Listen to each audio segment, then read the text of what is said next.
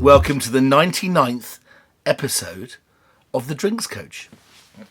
Vinesack or lowercase, Drinks Coach, UK or lowercase. Strike the bell and subscribe on this YouTube channel if you want to see more of these. Next one's going to be the 100th. Bit of a surprise, not telling you what's going to go on. Hopefully make it a bit of fun. So I did promise you I'd do a second tequila show, didn't I? Well, here it is. What a motley looking bunch of bottles this is. Well, let's try this. Okay, hang on. Yes, that's tequila. Okay, so last time we talked about tequila using Cleo Rockets' wonderful and great value tequilas from Aqua Riva. We were talking about agave syrup and stuff, which will come back into the conversation momentarily. And the tequilas that were very good, about £30. Now, I'm going to introduce you to, and this isn't something that comes across very often, doesn't happen very often. And if you saw my last show, I talked about Daddy Rack, an English guy launching an American Tennessee whiskey, which by all accounts is doing exceptionally well on the American market. And I can see why. It's utterly delicious. Well, there's a dude. Actually, there's two dudes. If I look at I've written down some information to make sure I get it all right. But we've got Navid Greval and Paul Hayes. Paul Hayes is somebody that I had a Zoom chat with about 3 weeks ago. And he's an Englishman that has launched a super premium range of tequilas. Englishman. I just at this point need to say, just to forewarn, that I have friends that make great tequila already who are maybe, let's say, closer to the subject. Thomas Estes, son Jesse Estes, nephew Jimmy Estes, aka Jimmy Kane, pop star, have this brand, OCHO, which is my probably out and out favourite expression of tequila right now, and it's exceptionally good value for money. So for me to then almost dedicate an entire show to one type of tequila or one brand of tequila says a lot about the brand. Okay, Paul Hayes. I don't think he even drank, not really drank. You know, he was a man that was really into his health and climbing and bouldering and boarding. A lot of powder being shredded in Hokkaido, no doubt. And he was the first person to create and sell Bircher muesli in the UK. Sort of fermented, super, probiotic mess of oats and yogurts and things like that. But the problem is, in order to produce this, he needed to find a source of sugar. And refined sugar he didn't want to do. It's not ecologically sound the way it's produced. Everything about it wasn't right. So he was told, well, how about using fructose from agave plants? He said, what? Agave syrup. So what's agave syrup? It's syrup which comes from an agave lily, big cactus thing, looks like an aloe vera plant, and it's in Mexico. So he went off and sourced agave syrup made from fructans that have been germinated into fructose, a very sweet but very organic and very digestible and very natural sugar source. And you need less of it because it's sweeter. And that's how he got in contact with tequila producers. Because guess what? Tequila's made from agave syrup. That's the sugar base, right? So he's out there and slowly he gets infected with the buzz of Mexican tequila. And I believe that one morning there was a jug in the table and he went to pour himself a glass of what he thought was water. And it was Tequila Blanco, Misto or something. And he, like that. And that was his baptism into tequila. Now, look at this packaging. What do you think of this? I mean, if you saw this on the shelf, what would you think? If you didn't see the word tequila, I think most people think that was a gin brand, maybe? Maybe a vodka brand. Well, gin brand under the certain current circumstances, really. But beautiful packaging. Now, understand that he didn't give me a whole bottle of each, but this is his Blanco. He has a Reposado, which has a pale beige or white strap. And then he has an aged tequila, which has got a black strap. Now, remember I talked to you about tequila last time. Tequila is made from these plants, where they take the piñas, the hearts of these plants, they chop off all the arms, they stuff it in an oven. They usually use wood to fire the ovens, which allows the chemistry of the fructans and the complex starches in the plant to turn into a sugar, which is then put into a big, messy vat full of and it allows all that sugar to steep into the water at hot temperatures. Then they ferment that, and then they distill it, and you end up with tequila, and that's how it's made. Now, the different grades of tequila aren't really quality grades, they're just age grades. You've got Blanco, or Plata, which is usually about 3 months old. It could be literally straight out of the vat, juice straight out the bottom, which in of itself can be quite delicious. So we've got VIVIR Silver, VIVIR Blanco. And then we have VIVIR Reposado, which means rested, and it would have been in barrels for up to a year, possibly. More typically 6 to 9 months. And then if it's about a year, up to a maximum of about 3 years, it's called Añejo, meaning a year, or aged, yeared. And you have actually, and it's going to be launching one in due course, a grade above that, which is like the kind of malt whiskey of tequila, which is called Añejo Extra, which is anything over 3 years old. And they can be quite expensive. Most of the time, I don't really rate them, to be honest. What tequila does is it does it in its first year, in my opinion. So what's this doing here? What's this doing here? El Sueño, Castellano, Spanish for the dream. It's got a kind of like Dare the Dead dude on the back playing. And this one is Tequila Gold. It's a premium gold tequila.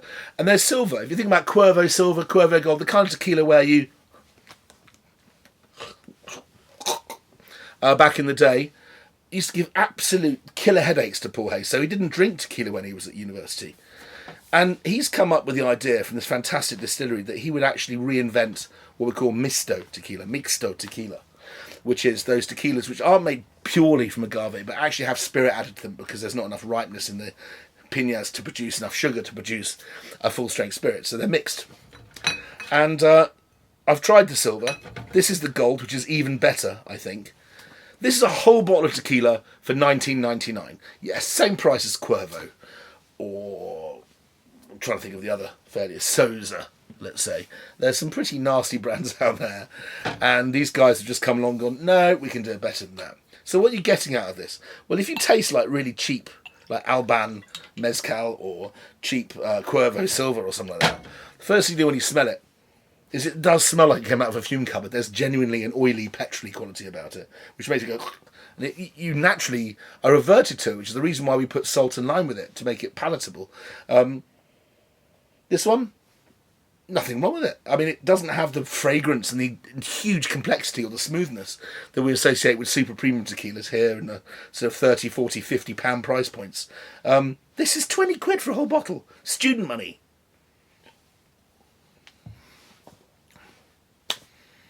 Absolutely zero burn.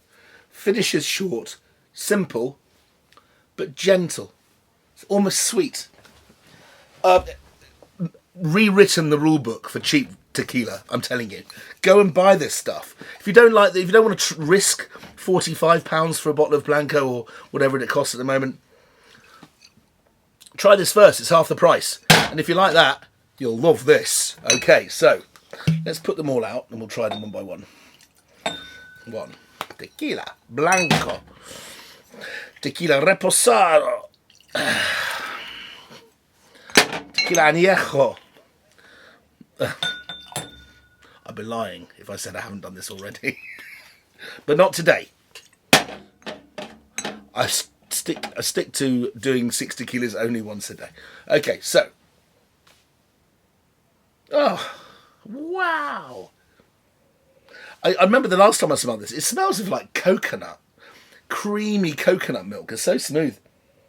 There's this wonderful high-altitude sweetness. It tastes like these agaves come from high-altitude fields, which give a ripeness to the piña. There's the faintest whiff of beautifully freshly ground powdered white pepper. There's a whiff of avocado, but it's not strong, like ripe avocado. Not green, not slushy, just smell of avocado. Guacamole.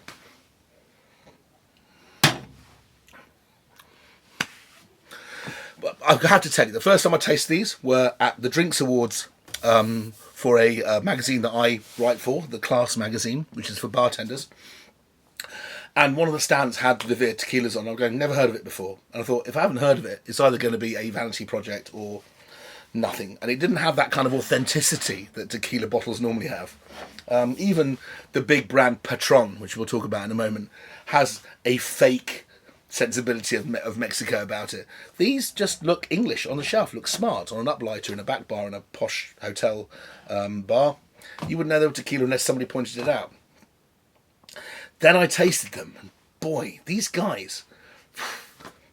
Okay, I've got my favourite brands. Some of them are very complex, some of them are rustic. I've shown you Tapatio was from the last show.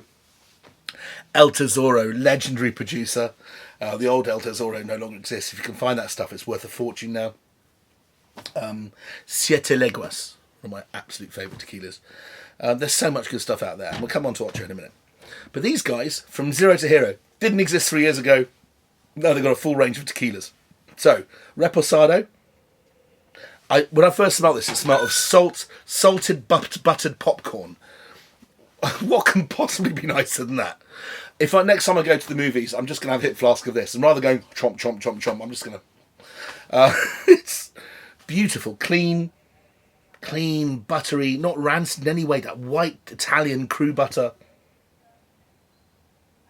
A hint of caramel, fudge.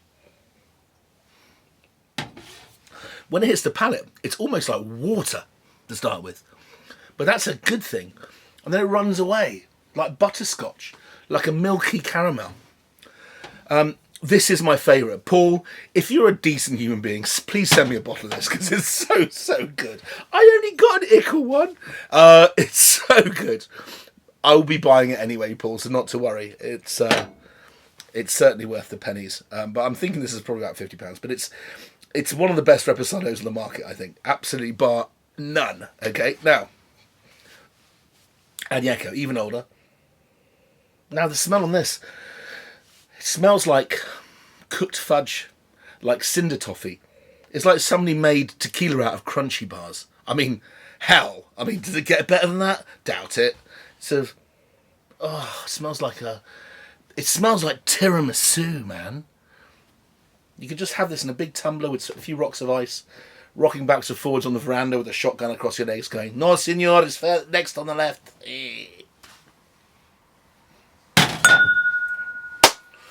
VIVIR. I introduce you to a new brand, almost impossible to fault. If there was one fault about these tequilas, it's they're almost too slick. They're too smooth, which is good because there's nothing in this marketplace, with the possible exception of this fella. You will be familiar with this, won't you? This is about £45, and this is a bottle of Patron. I'll come on to that in a minute, because it's made on a large scale. They go to huge lengths. It's kind of poo-pooed a little bit because it's a bit more expensive than the others. They spend a lot of money advertising. And you get all these superstars now, like The Rock and George Clooney selling his tequila brand Casamigos for $1 billion. Yes, friends. Rita Ora is even making a tequila now. Not a bad idea. They need to invest in the area. Mexico needs investment for tequila to continue to be as good as it is. But there is reasons to mention Patron, and we're going to come on to that in a minute, because we've shown El Sueño, we've shown the VIVIR range. In the last show I showed you Tapatio and Aquariva, which is just the most honest and delicious of inexpensive brands. If you want to start on tequila and you really want to get involved in Clio's cloud of positivity and beauty. What am I going to use this for? Oh, I'm going to use this glass again, I think. I bought this from Whisky Exchange. It arrived this morning, thank goodness. Otherwise it wouldn't have been on the show. Thomas Ested's tequila brand, OCHO. 8 is a lucky number, I guess. Infinity. I don't know why OCHO particularly necessarily. I really wish I'd asked him. But Jesse, I count as a good friend of mine in the trade, and he goes around the world brand ambassadoring his father's tequila. And they make a Blanco, which I think is the best expression they have, and they make a Reposado too. Now, if you look on the label, on the neck, it says 2019, which means 2019 harvest. La Coruña, the crown. That's the name of a agave vineyard, an agave field. And once you've harvested them, you can't go back for 8 years, minimum, sometimes 9 or 10. And some of these tequilas in different years have shown to be magical because they come from a single expression of a single site outside a single village of a single place in Tequila, in Jalisco, Mexico, which is rather wonderful. So what you end up doing by buying Ocho is buying a library of different expressions, and then after 10 years they can go back and then harvest, and you can see how things have changed after 10 years, or in fact taste the same field in a different a meteorological kind of backdrop. You know, if it was a good one year and bad the next, you can see what the actual field gives in of itself, irrespective of the weather conditions. So this is fresh as you like, single estate, OCHO tequila. This is my absolute, no exceptions, go-to margarita tequila. If I'm going to make a margarita, a Tommy's, I ask for OCHO. You could have a little sangrita on the side, a little shot of pomegranate juice spiced up with chili. It's a bit like having a pickle bag, as I mentioned on the show last time. Now, some tequilas are smoother, some tequilas are easier. This tequila is immensely complex. I don't know what it is. I don't know how they make it, but it's made at the great distillery. I think it's made at the El Tesoro distillery. Could be right. And it has immense complexity.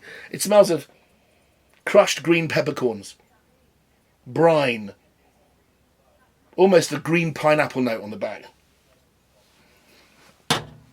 It's an explosion of white light, of freshness and zing. It's like got lime in it already, right? It's just such a good tequila. About 25 quid for half a litre. Job done, tick. Okay, so same sort of money as this, but available in a smaller bottle. And quite frankly, brilliant. And it's quite fun each year to see what the next one's going to be like. Well then, we arrive here. Last stop for alcohol. And this is a Patron, and it's sold in the normal bottle. This is a Whisky Exchange special. I asked him to send me a bottle. He said, we really don't have much. We've only got a barrel's worth. There's like 300 bottles. But we're very, very proud of it. It's £100 or so for a bottle of this. And it says on here, barrel select for the Whisky Exchange, Patron Añejo. Now, you don't see much Patron Añejo knocking about. You certainly don't. And this is a single barrel which they've bought and had bottled up. Single expression. Once it's gone, it's gone. And I've not tried it yet. There's 3 centilitres here. So, what does Patron Añejo taste like? New experience for me. Okay. Oh, super, super clean. Their heaters, I think they use steam, are incredibly uniform and consistent. Real consistency of style. It almost smells like grappa, like premium Italian grappa, like grappa nonino. Jacopo Poli. There's a hint. You can smell the cleanliness of clean wood. This doesn't smell like Oloroso cask. It smells like white oak, or maybe just used wood, previously used. There's a lovely herbal expression, stress, delicate. Ooh, in the palate it comes in with. Not when you're not watching, it swings a 3 iron into the ghoulies. It's only 40%. Quite high for tequila. Wow.